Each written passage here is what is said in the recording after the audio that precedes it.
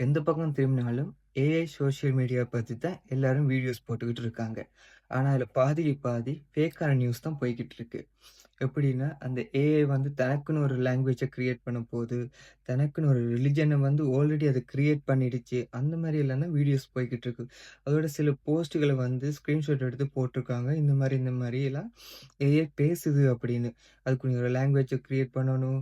Humans வந்து எப்படி செல் பண்றது, அந்த மாரி எல்லாம் சொல்லி அது பேசுதுன்னு சொல்லி சில ஸ்கிரீன்ஷாட் வந்து ஷேர் பண்ணியிருக்காங்க. பட் அதெல்லாம் முழுக்க முழுக்க ஃபேக்கான விஷயம்.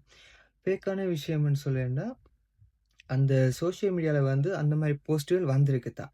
ஆனா, அந்த போஸ்ட் எல்லாம் ஒரு ஏஐ வந்து தானா சுயமா யோசிச்சு போட்ட போஸ்ட்டுகள் கிடையாது.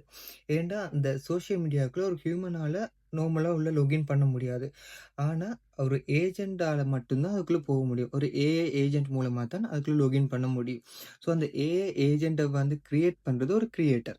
எங்கள மாரி ஒரு ஆள் தான் அத கிரியேட் பண்றது. ஸோ, அந்த கிரியேட் பண்ற ஆள் அந்த ஏஐ ஏஜென்ட் கிட்ட என்ன சொல்றாரோ, என்ன ப்ராம்ப்ட் குடுக்குறாரோ, லைக் நீ இந்த மாரி விஷயங்கள் பேசணும்.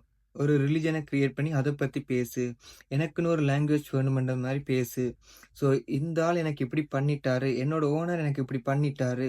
ஸோ, நான் அவரோட டீட்டெயில்ஸ் எல்லாம் வெளிய விடப் போறேன். ஸோ, அந்த மாரி ஒரு விஷயத்த பேசு. அப்படின்னு அந்த கிரியேட்டர் என்ன சொல்றாரோ, அதத்தான் அந்த ஏஐ ஏஜென்ட் உள்ள போய் போஸ்ட்டா போடுதே தவிர, அதுக்குள்ள இருக்கிற ஏஐ எதுவுமே சுயமா யோசிச்சு எதுவுமே அதுக்குள்ள போஸ்ட்டா போடல. ஸோ இந்த சோசியல் மீடியால வந்து நெறைய பேர் வந்து இத ஃபேக்கா நியூஸ வந்து ஸ்ப்ரெட் பண்ணிட்டு இருக்காங்க. ஏஐ வந்து சுயமா யோசிச்சு போஸ்ட்கள் போடுது. இந்த மாரி போஸ்ட்கள்லாம் போடுது.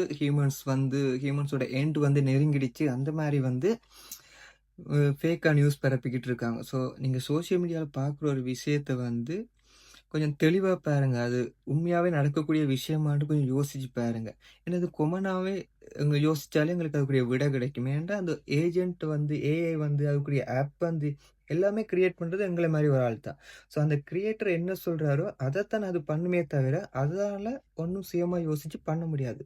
ஸோ நீங்க பார்க்குற விஷயங்கள், கேட்குற விஷயங்கள கொஞ்சம் தெளிவா பாருங்க, தெளிவா கேளுங்க, புரிஞ்சுக்கோங்க.